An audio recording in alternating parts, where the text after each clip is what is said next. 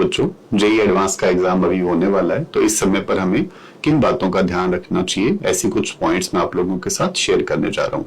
First of all, ये सबके mind में, मोस्ट ऑफ द स्टूडेंट के माइंड में ये बात चलती है कि मेरा पेपर अच्छा नहीं हुआ तो क्या होगा। तो ये अपने जब 10th का एग्जाम दे रहे थे तब भी ऐसा ही चला था, जब 12th के बोर्ड एग्जाम स्टार्ट हुए थे तब भी ऐसा ही था, जब जेईई मेंस के फर्स्ट सेकंड अटेम्प्ट दिए थे तब भी हमारे दिमाग में ऐसा ही था। इसका मतलब ये एक सामान्य बात है, सबके माइंड में ऐसा चलता है। तो हमें करना क्या चाहिए, इस समय पर इस तरह की थॉट को ध्यान नहीं देना चाहिए। और इसका सबसे बढ़िया तरीका है कि आप खुद को इंगेज रखें।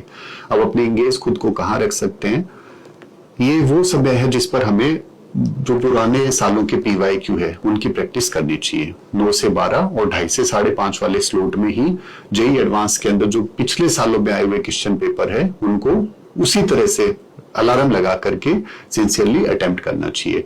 और उसके बाद में एक बार पेपर अटेम्प्ट कर लिया तो आपने जो जो क्वेश्चन छोड़े हैं, जो आपसे क्वेश्चन नहीं हुए हैं, उनका प्रॉपर एनालिसिस करना, जो गलत क्वेश्चन कर दिए हैं उसका कॉन्सेप्ट ढूंढना और अपने दिमाग में सेट कर लेना कि अगर इस तरह का क्वेश्चन आगे आ गया तो मैं किसी भी कंडीशन में उसको गलत नहीं करके आऊंगा।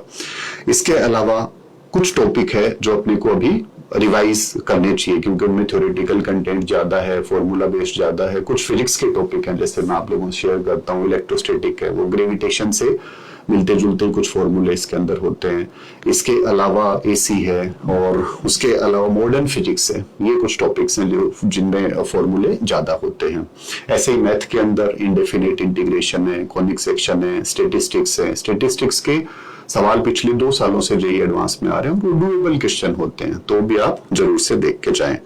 केमिस्ट्री के अंदर IOC और OC है, वो ज्यादातर इंफॉर्मेटिव पार्ट इसमें रहता है, तो एडवाइजेबल है कि ये IOC और OC प्रॉपरली लगभग सारा ही अपने देख के जाएं। और इनऑर्गेनिक केमिस्ट्री के अंदर NCERT के अंदर जो रिएक्शन दे रखी है वो ध्यान से अपने को देख के जानी चाहिए। उसका एक तरीका है, जब आप रिवाइज करें तो जैसे पहले आप प्रोडक्ट साइड को रिएक्शन के अंदर अपने हाथ से कवर कर लें और खुद से सोचें कि अगर ये रिएक्टेंट है तो प्रोडक्ट क्या बनना चाहिए।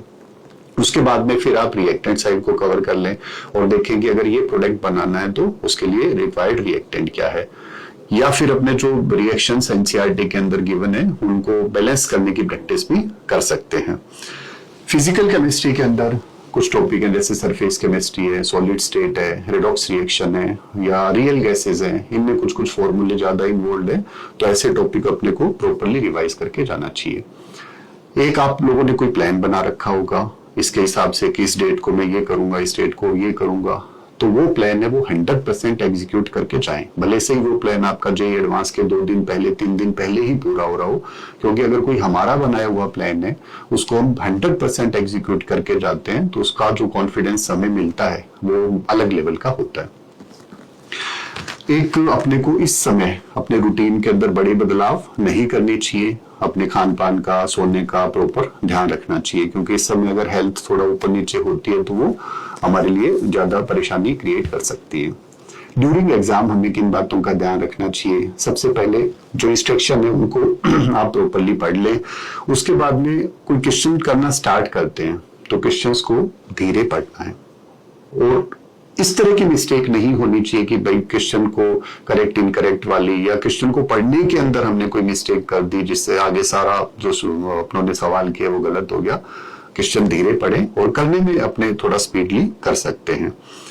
कुछ क्वेश्चन हो सकता है अपने को कॉम्प्लिकेटेड लगे, जेईई एडवांस का कुछ पैटर्न ऐसा ही होता है, तो इन केसेस के अंदर डोंट लूज योर नर्व। जो टफ क्वेश्चन है वो सभी के लिए टफ है। हमें ये सही बात है कि ट्राई करना चाहिए कि अपना स्कोर मैक्सिमाइज हो सके, बट इस चक्कर में हमें ओवर अटेम्प्ट नहीं करना चाहिए इमोशनल होकर के, तो उससे हमारा स्कोर है वो थोड़ा खराब भी हो सकता है। तो कोई बच्चा अगर सेलेक्टिवली अच्छे क्वेश्चन पिक कर ले, ये डूएबल क्वेश्चन है, उनको भी अगर वो प्रॉपरली करके आ जाता है तो भी वो अच्छा रिजल्ट एक्सपेक्ट कर सकता है।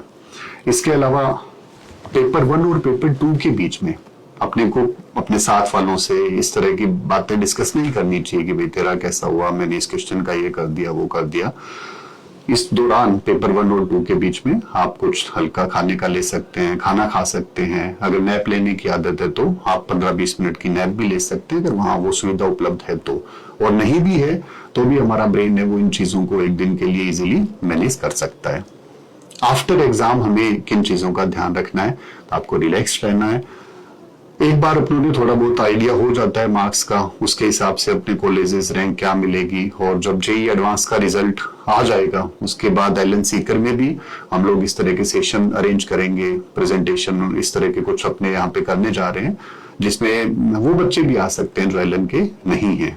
तो आप अभी इस बात की चिंता नहीं करें कि मुझे कौन सा कॉलेज कौन सी रैंक मिलेगी, प्रॉपरली आपको एलन सीकर पे उस बारे में गाइड किया जाएगा।